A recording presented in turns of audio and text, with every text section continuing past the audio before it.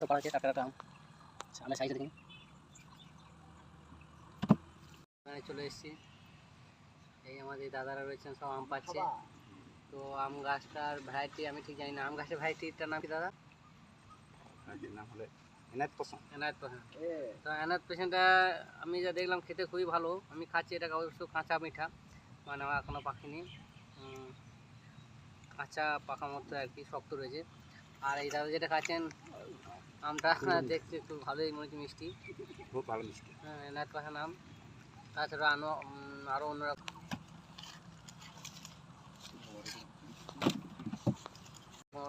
Variety রয়েছে এখানে।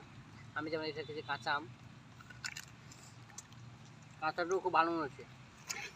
কাঁচা তো মিষ্টি লাগছে, শক্ত, পারলে তো আরও মিষ্টি হবে। চিনি পারবে না, এটা না খেলে বুঝতে পারবো না।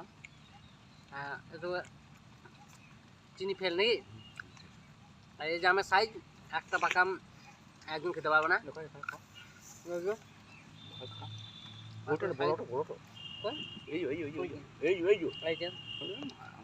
এই একটা আম দুজনে খাবে।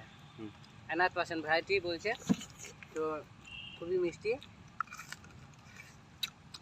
কাঁচাতে খাচ্ছে দেখতে খুবই সুন্দর মিষ্টি। তার পাকাই দিয়ে দাদা খাচ্ছেন, আরও মিষ্টি হবে। মিষ্টি। ওই যে গাছে হনু বসে রয়েছে, ও খাচ্ছে মনে হয় বসে রয়েছে।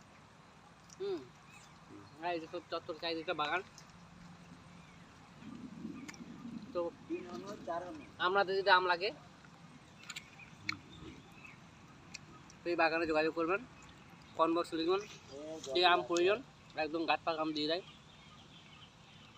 কমেন্টে বক্স লিখবেন যে আমার আম প্রয়োজন, একদম গাছ পাকা আম 100%।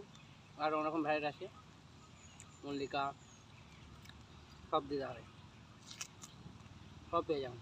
ঠিক আছে দাদা, কারো দেখে যাও কোন খাচ্ছেন, কালারটা ভালো। ঠিক আছে টাটা, পরের ভিডিওতে।